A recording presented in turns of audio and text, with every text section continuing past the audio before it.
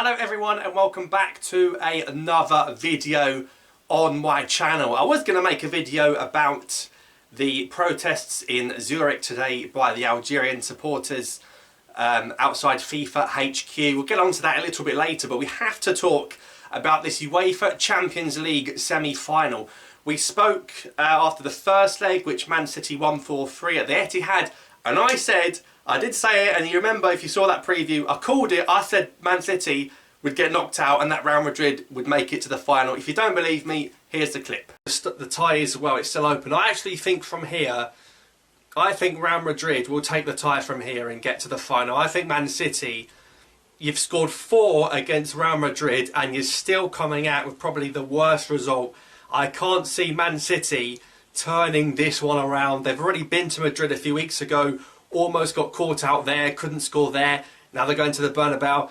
I think Benzema, a few headers from him, I think that's going to be Man City done and Real Madrid. So it's Real Madrid. How have they done it? Well, you can't say it's jammy luck because they've beaten Paris, they've beaten Chelsea, and now they've beaten Manchester City. Of course, big talking point is the fact that Riyad Mahrez, after about 75 minutes, gave Man City the leads. They were 5-3 up on aggregate. It had to be that man Mahrez.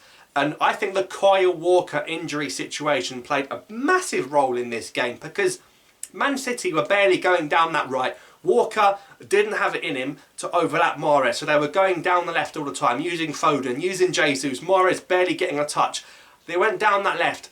As soon as Walker came off, Cancelo came on the right, Zinchenko went to the left, and straight away Man City scored after those changes. Mahrez with a brilliant finish, Courtois beaten at his near post. You're thinking once again, for the second season in a row, Riyad Mahrez has scored in the UEFA Champions League semi-final to send Manchester City to the final. His 24th goal of the season.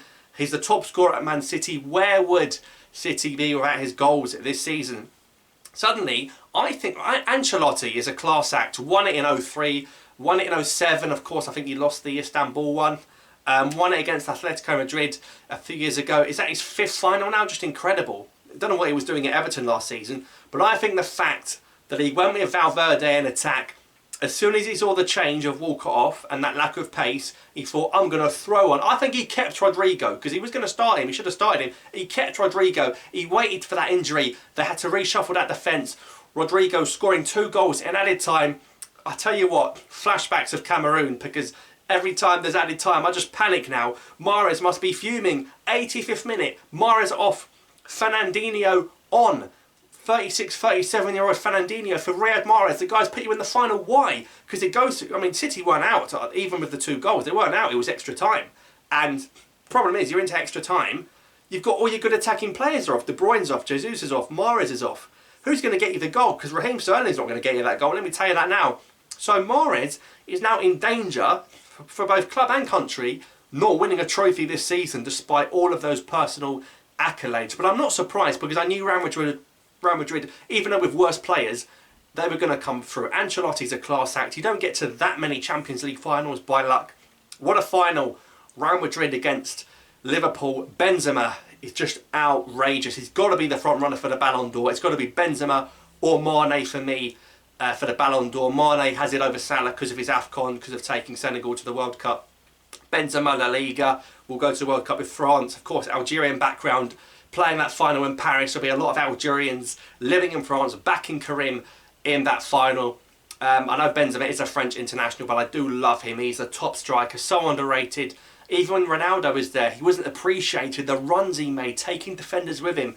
Just a class act from Benzema. Scored in the Champions League final before, even against Liverpool, I think, a few years ago. What an opportunity to do it again, the Benzema-Salah final. But anyway, Mahrez is not going to win it, which means Riyad Mahrez is still the only Algerian to win the UEFA Champions League / European Cup. I'm sure he'll be happy about that one. It's just not been a good few weeks for Riyad Mahrez results-wise because he's not in the final, and they shouldn't be losing it from there. Pep Guardiola, for me, he's starting to look like a failure. He was brought in to win that Champions League at City. He hasn't done what Mancini hasn't done, what Pellegrini hasn't done. Brought in to win it. You have to say, if City brought in an Ancelotti or a Klopp, they probably would have won a Champions League by now. But with Pep, he just can't seem to win one without Messi. I think he'll have one more go next season, with Haaland. He'll have one more crack at it with Haaland. If he doesn't win it next season, he's out the door for me. I don't think he stays one. I think they'll give him one more chance with Haaland, and that's it. But quite extraordinary scenes. I do hope Real Madrid go on and win it now, but of course, as you saw in the preview, I think the West Ham situation might be meeting one of these teams in the UEFA Super Cup in the summer. But anyway, that's it for today, guys. Let me know your thoughts in the comments down below. I know a lot of Algerians do support Real Madrid anyway, so congratulations to you guys if you are fans of Real Madrid. But yes, also, of course, we had the protests in Zurich outside FIFA HQ. Still no decision from FIFA. I mean, I don't think the protests, they're good for publicity. They were peaceful, they were fun, they were singing. In terms of FIFA's decision, they probably won't change too much. Anyways, thanks for watching. Subscribe for more, and I'll leave you with a video clip of the protests from today. But I'll see you next time.